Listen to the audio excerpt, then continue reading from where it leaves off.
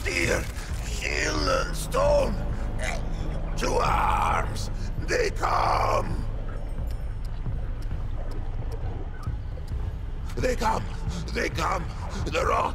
They... Oh, a Paxotech. A terrible wonder, even for one who has seen many wonders. If its kind walk Yesha foreigner, then surely the wheel of the world is set to turn again. Perhaps it will grind me at last. Pain now outweighs peace in the measure of my days. God murderer.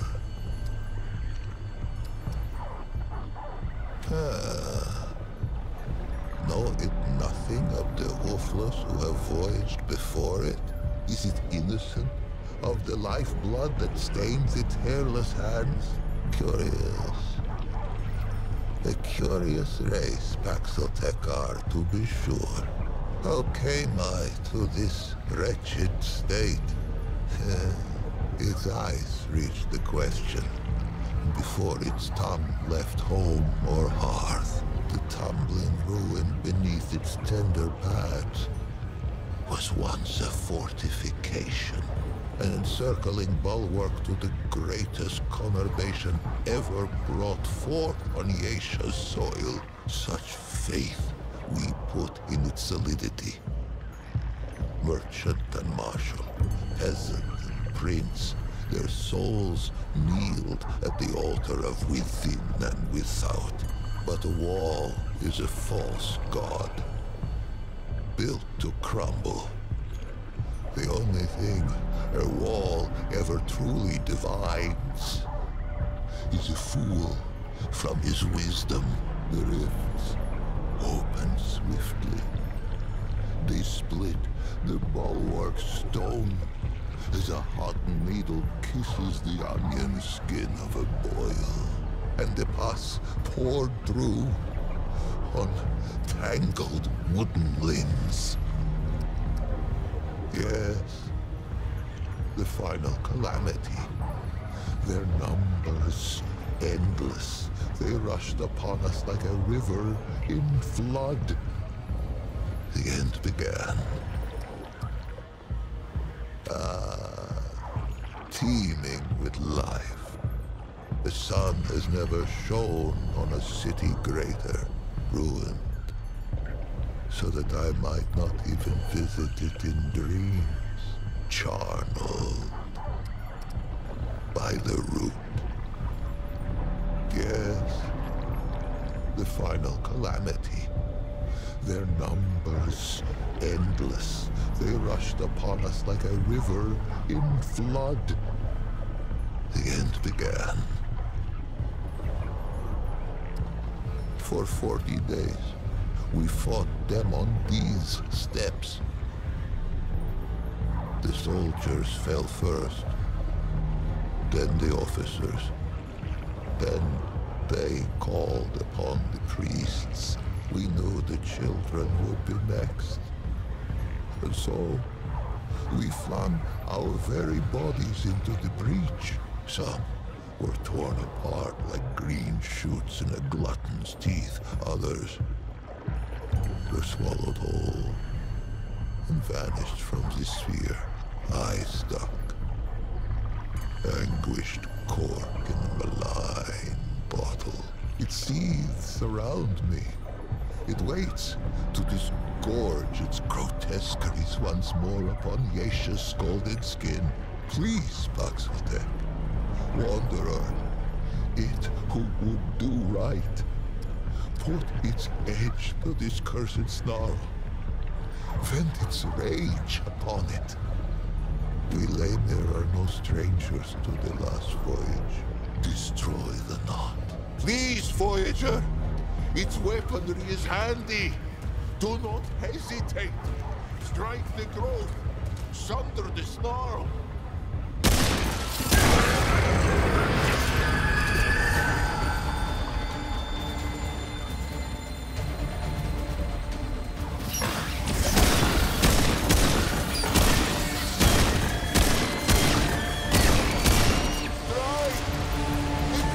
splinters of the north!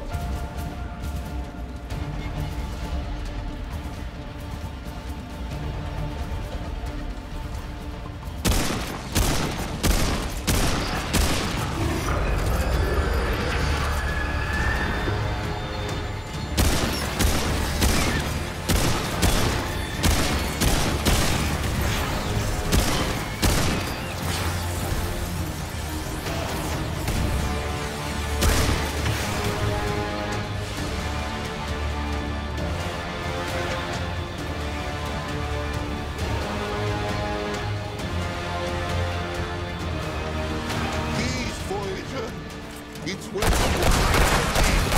do not hesitate. Strike the road. Strike! It splinters of the door.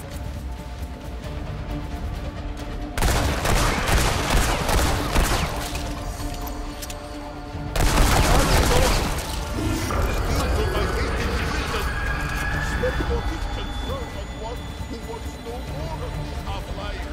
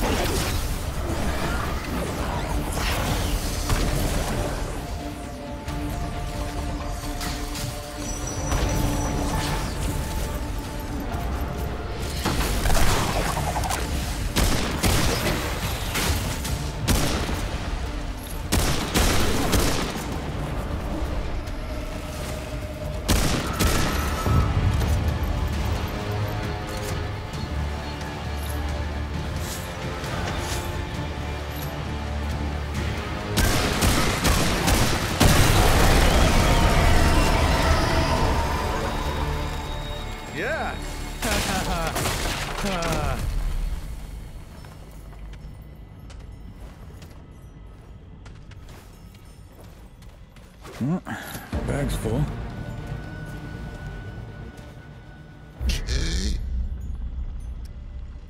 Am I? Is this real? Or has insensate madness claimed me? Paxaltech. I have not tasted air unmixed with the foul humors of the tango in an age's age, nor did I dream that I ever might again, much less feel the soft touch of good soil beneath my hooves, or the kiss of the wind on my free fur. Faithless, faithless have I been, and yet Paxaltech came, with war in its right hand, and temperance in its left. The Paxaltech came, and I am saved. Two-handed warrior. It has my allegiance, whatever may come. Paxeltech have a gift for death, this much is true, but they are not all destroyers. Perhaps if it fights with us, perhaps the root may yet be crushed under the wheel of time. Take this, though it be a relic of Wheelamer, stewards of death. Wield it in defense of life.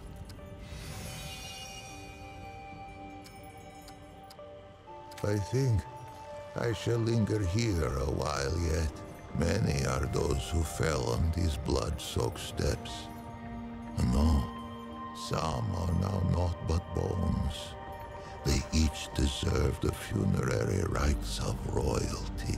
These I shall endeavor to complete with whatever time is left to me. If its road should ever wind this way again, grace me with a visit. There are yet tales of Yesha I might tell it, if it cares to hear them shared. On the contrary, it has been ages since I felt so very much alive. Let us first be properly introduced. Once I was called Lich, foremost of the Lemir, High Priest of the Dead. How I gloried in that title. Would that I had known the irony. For many epochs, the Highborn did not fear the flow of time, for the fruit of the Thane tree kept it at bay. But there are other ways to die. Misadventure. The Eternal Empress dreamed of defeating this final terminus. If life could be taken, could it not be given back? The flesh was preserved against that question's answer. This was the province of the Lemir. A funerary priest of the deathless, the Highborn, one who wraps the powerful in glory, and a Muslim who seals the secrets of the Eternal Empress with sweet seed oil and with night sap. We guarded the flesh of the great and sought their resurrection. Among these trusted sacred men, I was the utmost.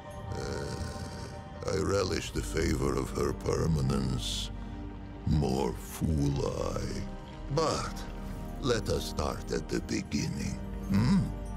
Much would I have it know. And to know all, it must know what is first. Would it hear the history of the Pan? In the time before time, the Pan lived in the place that was. It is said that there came a great plague that ravaged the land so that the fields were seeded only with the bones of the dead and yielded only the cries of the bereft. With his flock drowning in woe, the leader of the Pan held forth a great decree. 100 ships were built to hold 10,000 souls, with their god of many faces cutting the waves before them. The Pan that were ventured across the Vilgmarza, the dark sea, through the long night. The Vaunts prayed and the Red Widows wept, for no one knew if the dark sea had a far shore. 100 days lit the 100 ships, and 100 nights drew their swaddling across them too. But on the 101st day, as the Red Widow in the foremost ship bowed her horns to the god of many faces, a bird lit between them, singing, "Glory to the Pan, for they have reached the kin, mother."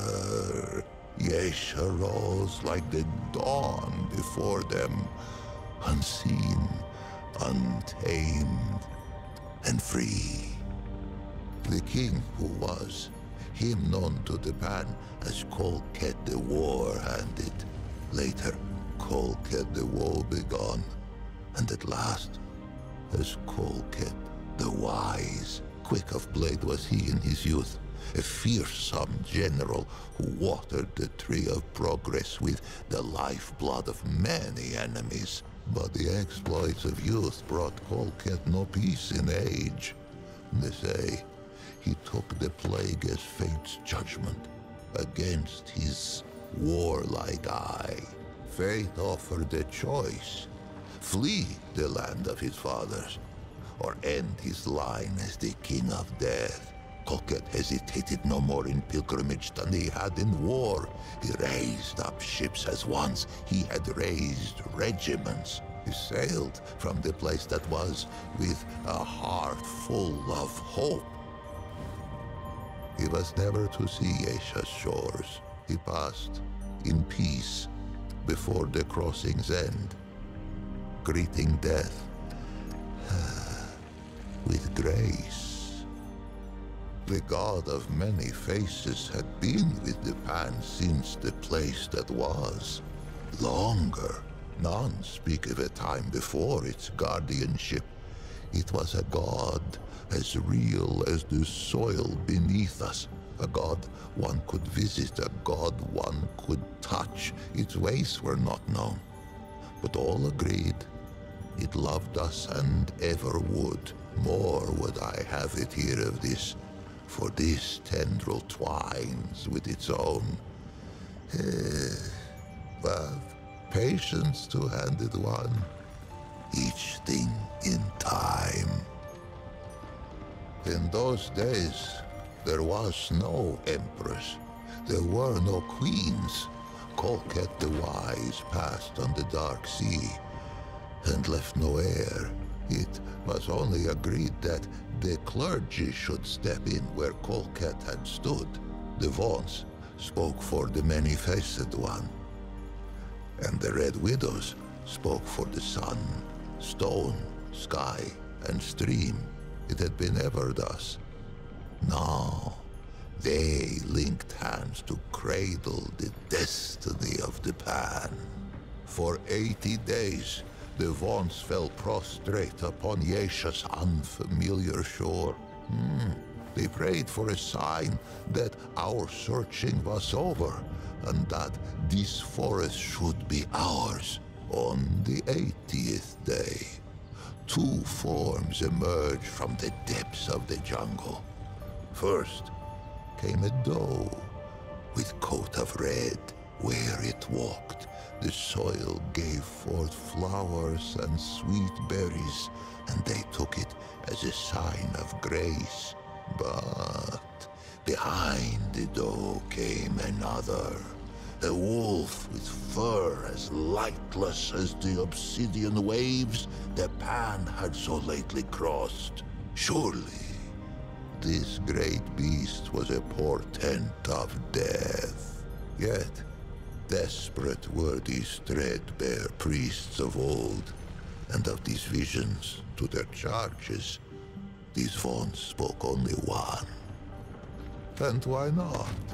The doe fills all who glimpse it with a spirit of hope and a sense of growth. It leaps among the shrub and bramble even now, even with Yesha sundered by the root. There are those who think it more than a spirit, a god in waiting. These call themselves the children of the red doe. Those who glimpse the doe often glimpse the wolf, for the latter seems compelled to pursue the former. Yet, to hear those early Vaughns tell it would be to hear of many different wolves in pursuit, and only one doe. A simple deception, but a far-reaching one. Modern Pan know the truth. What must it be to spend an eternity chasing that which one might catch but may not kill? For the wolf and the doe, have often met antler and tooth, hoof and claw. The doe may spill the wolf's blood, and the wolf may taste the doe's flesh, but never the other's life to take. Yesha itself forbids it. They say the chase has driven the wolf quite mad. With the assurance of the Vaughns, the Pan took to Yesha and she to us. And for a time, there was stillness. Pan were born who had never known the land that was, nor the endless sea at their backs. One such was called Genus. She was but 15 springs when she felt the calling of the Red Widows, and not 3 more when she felt the touch of sickness. As Genus approached the door of death, she sought her sisters, for there were no lamer yet, and it was the Red Widows who ushered the Pan into the soil. But Genus's malady was known to the Widow Mother, to her, to the Elder Pan.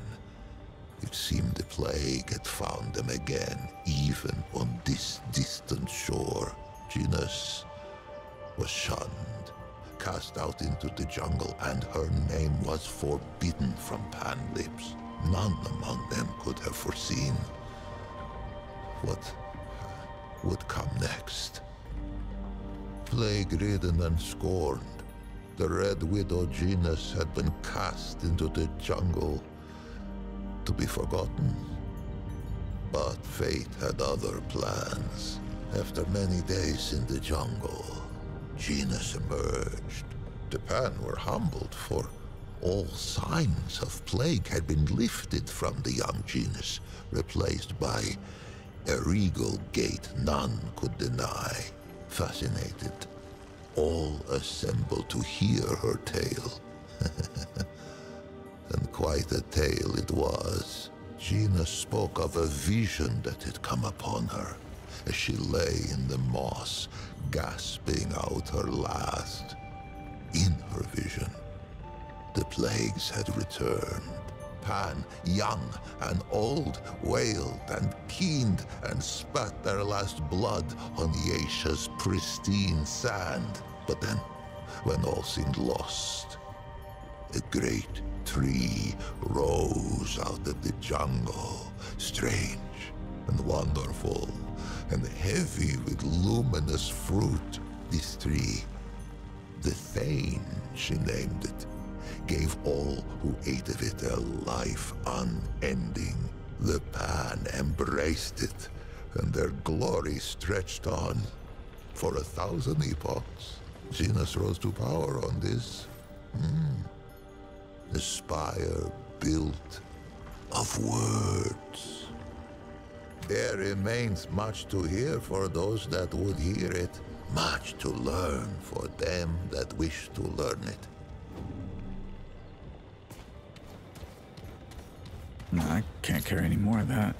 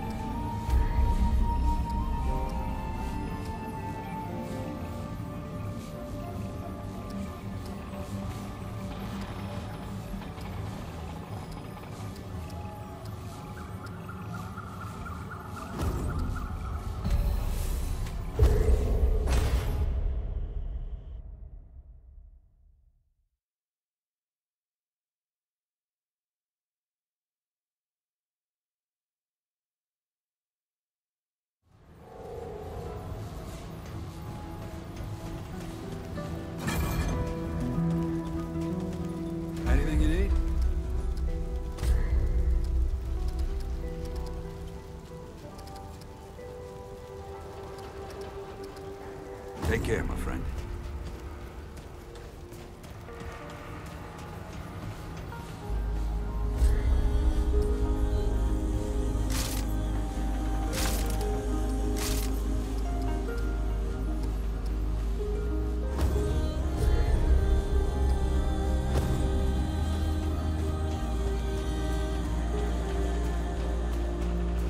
Greetings.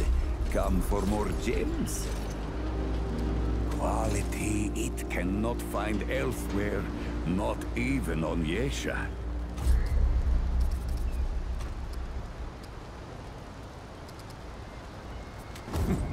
Until we meet once more.